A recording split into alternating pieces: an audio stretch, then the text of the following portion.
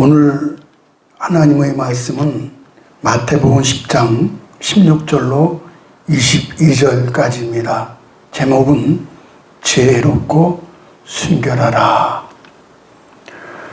로마가 온 세상을 지배하고 있을 시기에 하루는 황제가 유대 라비의 집을 방문을 했습니다. 그로부터 여호와 하나님에 관한 이야기를 듣고 싶었습니다.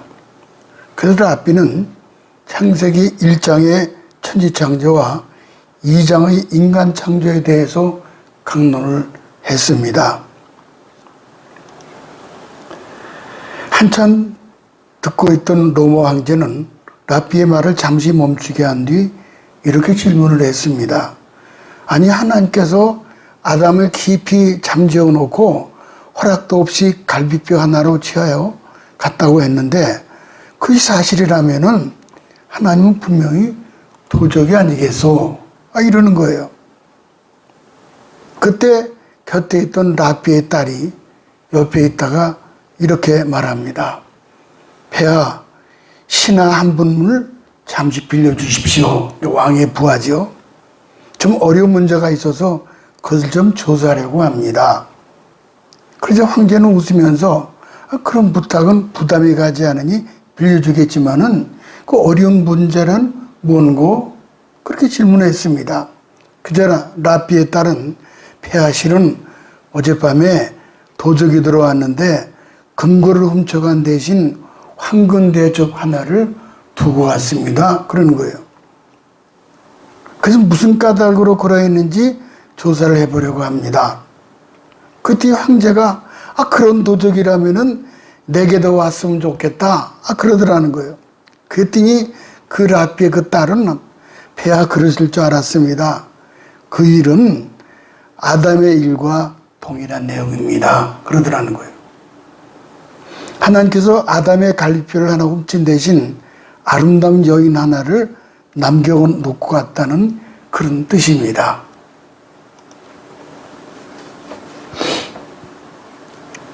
결국 로마 황제는 라비의 딸이 하나님이 아담과 하와 지음에 대한 지혜로운 설명에 큰 감동을 받고 믿기 시작했다고 합니다.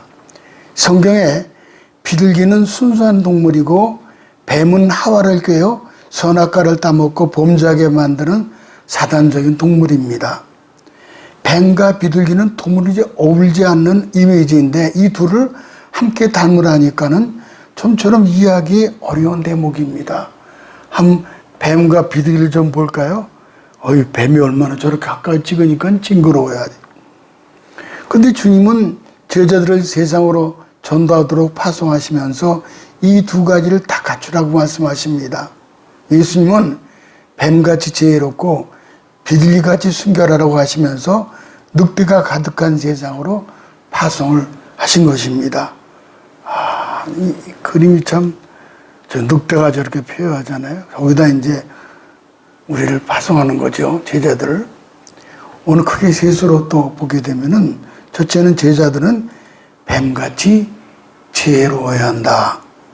16절 중반절 보면은, 보라, 내가 너희를 보냄이 양의 이리 가운데를 보낸 것 같도다.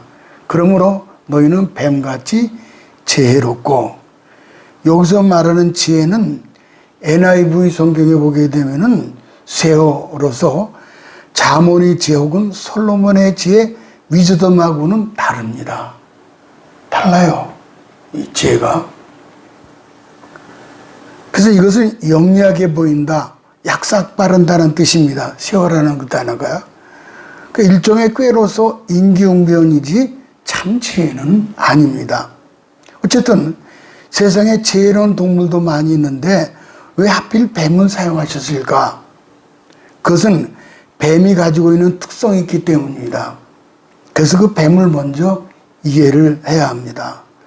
뱀같이 지혜롭고, 이 말은 신중하고 분별력이 있어야 한다는 뜻으로 고대 근동의 속담이었습니다. 성경에서도 뱀은 아주 강교하고 신중한 동물로 묘사되고 있습니다. 창세기 3장 1절을 가볼까요? 뱀은 여호와 하나님이 지으신 들짐승 중에 가장 가장 간교하니라. 그 다음에 고린도서 11장 3절을 보면은 뱀이 그 간교로 이와를 미혹해 한 것 같이 너희 마음이 그리스도를 향하는 진실함과 깨끗함에서 떠나 부패할까 두려워하노라. 제자들을 향해 뱀과 같이 지혜로울 것을 당부하신 까닭은 신중한 분별력으로 위험에서 벗어나는 거예요. 벗어나라. 뱀이란 자기가 처한 위험을 능수능란하고 신속하게 빠져나가는 아주 기묘한 동물입니다. 따라서 예수께서는 이 뱀과 같이 생명을 노리고 쫓아오는 원수들의 계교에 거기서부터 슬기롭게 벗어나라는 거예요. 여기서 중요한 것은 지혜로움이 순결감이 결여될 때 그것은 쉽게 교활함으로 변질될 수 있다는 겁니다. 그렇기 때문에 제자들은 지혜를 뿐만 아니라 순결해야 한다라고 뱀과 비둘을 통해서 가르치고 계십니다. 저는 첫 목회지가 시골 공주였습니다. 뱀이 많았는데 교회 사택에도 논두렁, 밭두렁, 장독 때까지도 뱀들이 있었습니다. 그런데 뱀을 만나기만 하면은 나도 모르게 돌을 들어서 머리통을 깨트려버려 죽입니다. 뱀은 팔다리가 없는데도 물에서 헤엄을 잘 치고 나무젓 잘 타고 어디서나 유연하고 적응성이 뛰어난 동물입니다.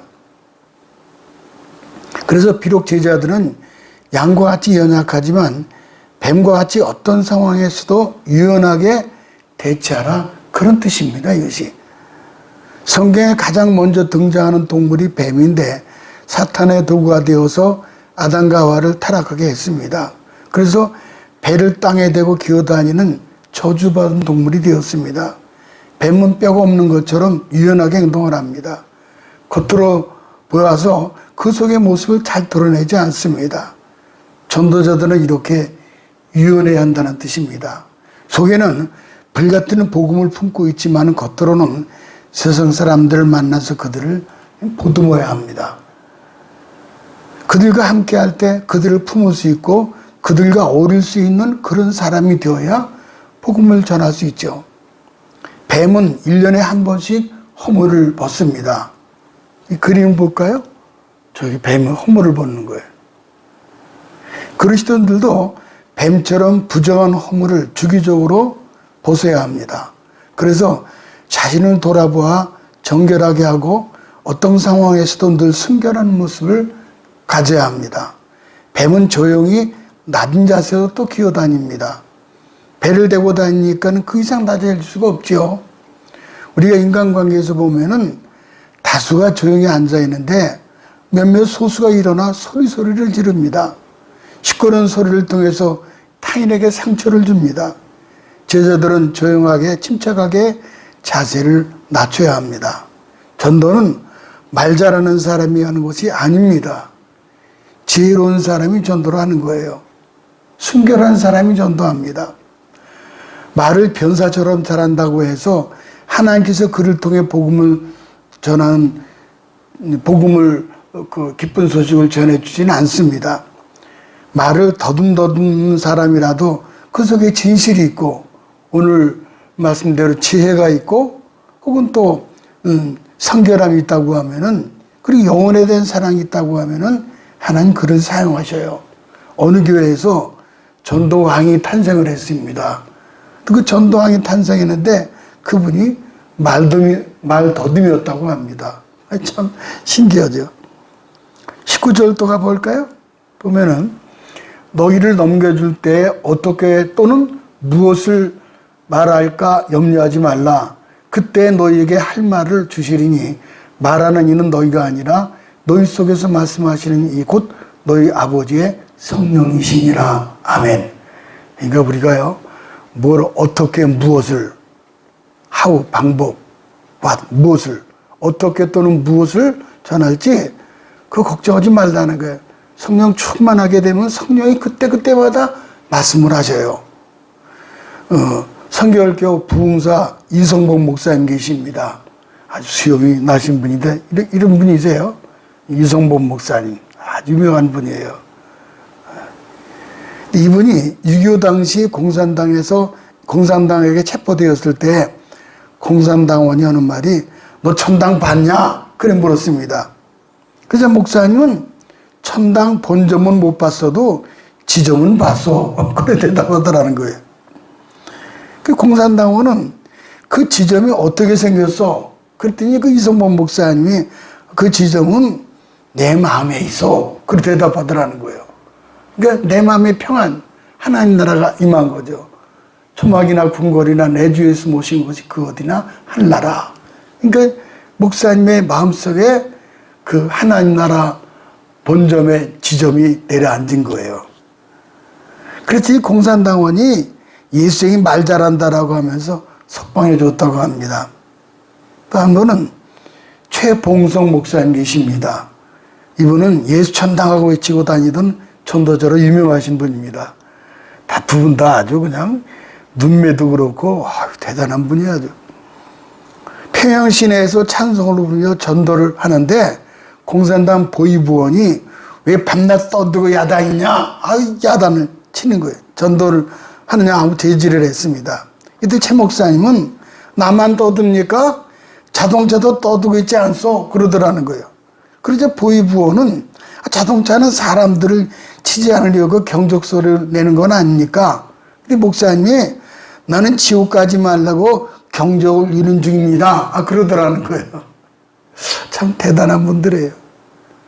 무엇을 어떻게 말할까에 대해서 걱정하지 말고 필요할 때 하나님이 그 인사이트 영감을 주셔서 말씀하게 하십니다. 두 번째 제자들은 비둘기와 같이 순결하라고 그러셨죠. 16절 하반절에 보니까는 보라 내가 너희를 보냄이 양을 이리 가운데로 보낸 것 같도다. 그러므로 너희는 비둘기같이 순결하라. 비둘기로 사용된 단어는 헬라어 펠리스테리라고 하는데 이건 집비둘기를 가리킵니다. 아무 비둘기가 아니에요. 우리가 늘 보는 비둘기예요. 바깥에도 오늘도 아침에 보니까 구구구구 막 돌아다녀요.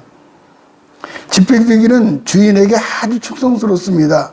그래서 통신이 발달하지 않았던 옛날에 이 집비둘기를 훈련시켜가지고 주인에게 편지를 전달하게 했는데 그러한 비둘기를 전소구라고 합니다. 전소구. 수많은 비둘기가 먼 거리를 날아도 주인인 비둘기는 그 주인을 정확히 찾아 편지를 전해줍니다.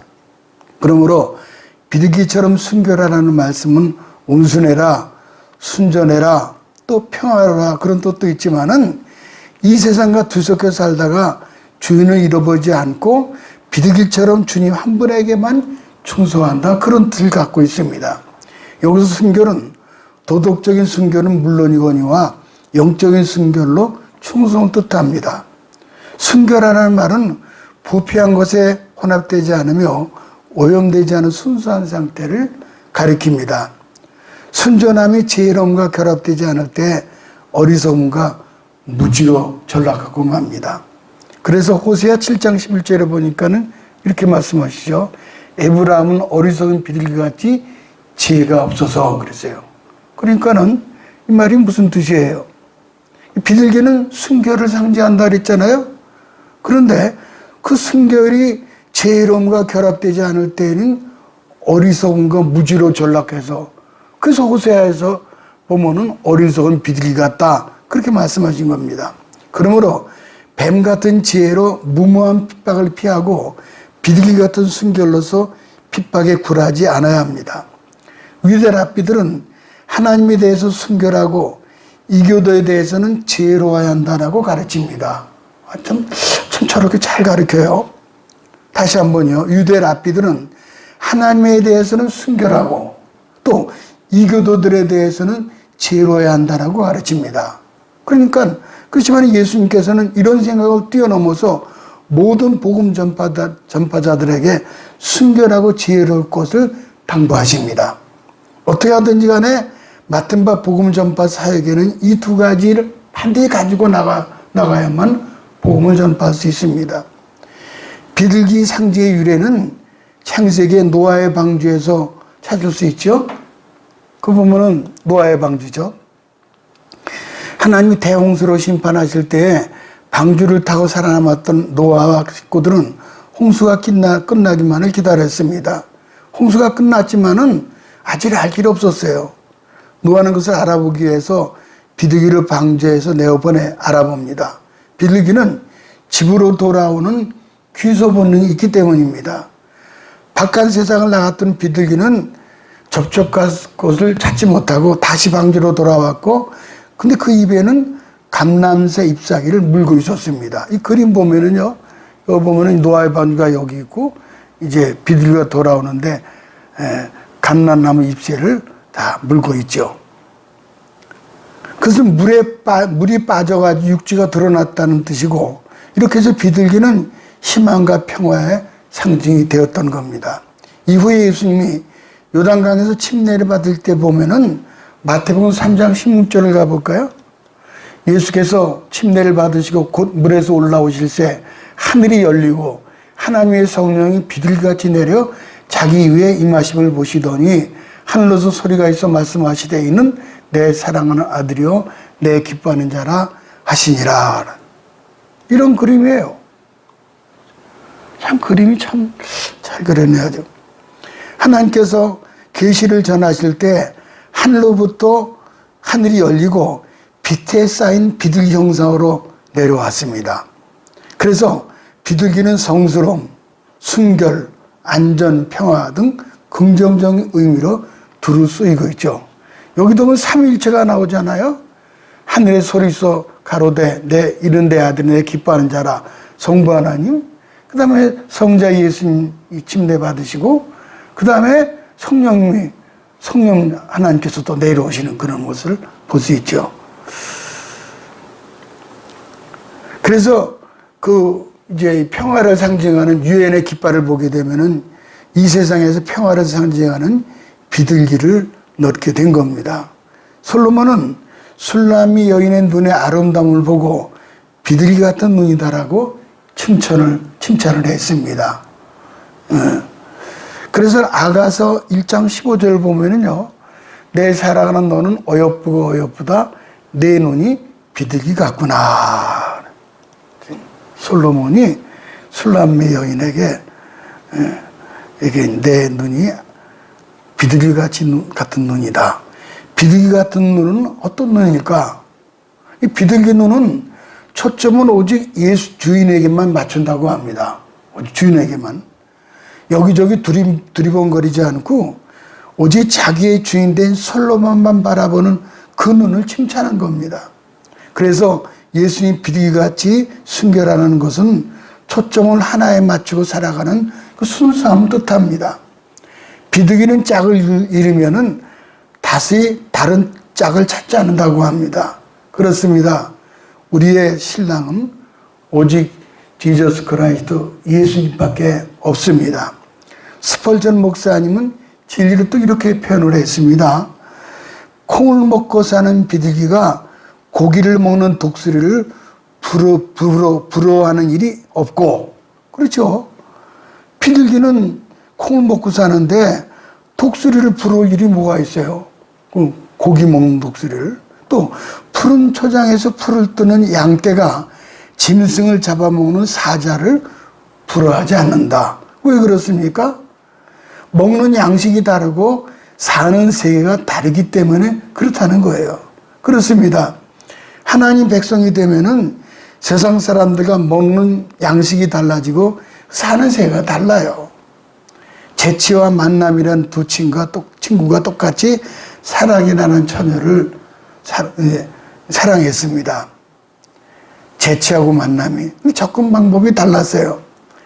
재치라는 사람은 현관에서 소녀의 부모를 만나 열심히 자기를 소개하고 자기 집안을 소개하고 있었습니다. 그때 만남군은 뒷문에서 소녀에게 사랑을 베풀고 사랑을 고백하며 구원을 합니다.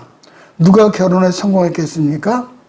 그리스도인의 성공의 비결은 세상 사람들과 만나 타협할 때 은밀한 곳에서 주님을 만나는 거예요.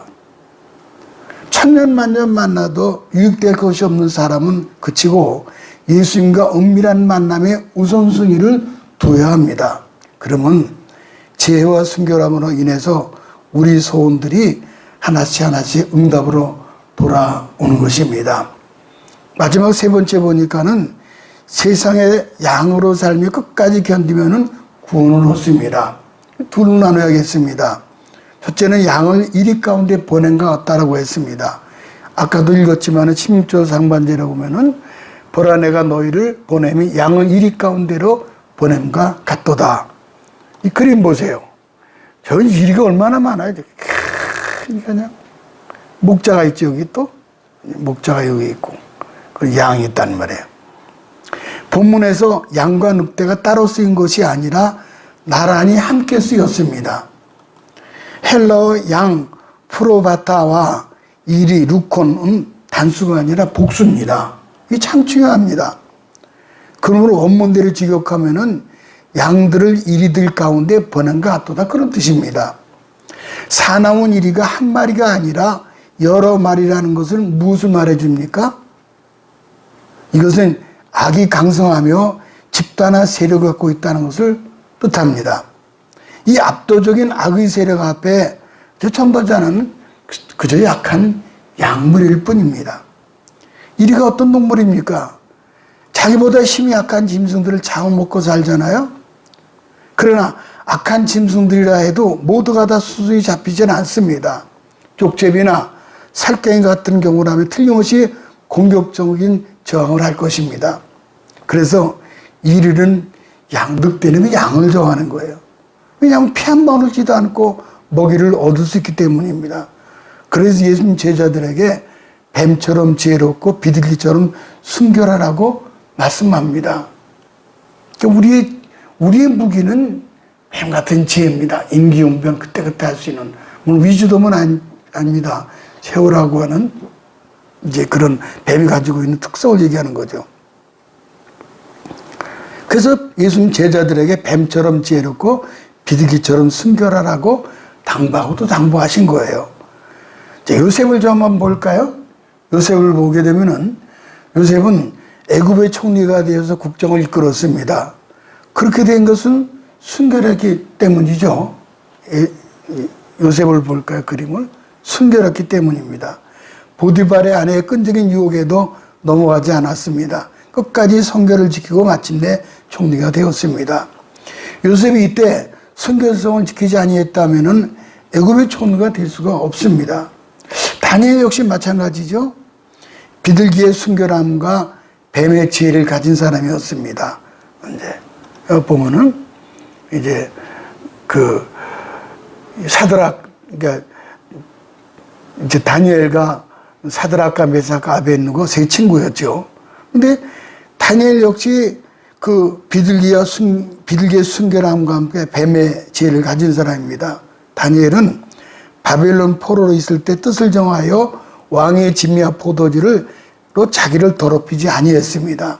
다니엘은 신앙의 순결을 지키기로 뜻을 정하고 하나님께 나아가 지혜를 구했습니다. 그래서는 그 이상과 몽절을 깨닫는 꿈을 풀어주는 그런 그 영적인 것을 알게 됐죠. 결국 하나님께서 그 영감을 주셔서 순결도 지키고 이리의 발도를 피하고 총리가 됩니다. 뱀의 지혜, 비둘기의 순결로 세상 풍조를 이기는 하나님의 어린 양 혹은 요셉과 다니엘이 다 되시기를 주님의 이름으로 축복합니다. 두 번째는 끝까지 견디는 자는 구원을 얻는다 그랬죠. 22절을 가볼까요? 이번에는 너희가 내 이름으로 말미암아 모든 사람에게 미움을 받을 것이나 끝까지 견디는 자는 구원을 얻으리라. 세상이 그리스도를 미워하며 그분을 핍박하고 십자가 못 박은 것처럼 그리스도를 따르는 제자들 역시 그리스도와 같이 핍박과 고난을 당하게 됩니다. 이거는 불보듯 분명한 사실입니다. 견딘다라고 하는 헬라어 히포메이나스는 중간에 포기하지 않고 끝까지 인내하는 거 가르치는 끝까지 인내. 즉 형용할 수 없는 극한 고난 속에서도 배교하지 않고 순교까지 이르는 각오입니다. 신앙인에도 포기의 순간이 있습니다. 하나님께서 옳은 도로 인도하신다는 사실을 알지만은 실패를 겪고 모멸을 받으면은 하나님 더 못 갑니다. 마음대로 하세요. 그때 생각할 일이 있습니다. 예수 십자가 이루는 고통을 겪으시는 과정마다 사단의 소리가 들렸을 겁니다. 예수 포기해. 이런 고통 당할 필요가 없잖아. 이렇게 예수님도 그렇게 들었다는 거예요. 못이 손을 들고 지나가는 순간 포기했다. 나도 할 수 있습니다. 아니, 난 포기하겠다. 그럴 수도 있어요. 그러나 주님은 그 고통의 순간을 견디고 우리의 구원을 이루셨고 천국의 소망을 우리에게 주시게 된 겁니다. 독수리가 비둘기를 잡아먹으려고 따라가자 비둘기는 도망치다가 굴이 보여 그 속으로 들어가 숨었습니다. 막다른 굴이죠. 이제 독수리가 넌 내 거야. 회심의 미소를 지었습니다. 비둘기는 안도의 숨을 내쉬었지만 굴 속에서 주변 살펴보니까는 독사가 들어있는 거예요. 독사굴이에요. 독사는 굴러온 떡을 보면서 또 미소를 짓습니다. 비둘기는 나갈 수도 들어올 수 없는 진퇴양난에 처하자 밭에서 일하는 주인에게 도움을 요청합니다. 구구구구 요청하는 거예요. 주인은 너무 멀어 듣지 못합니다. 그러나 포기하지 않고 외치자 주인이 소리를 들었어요.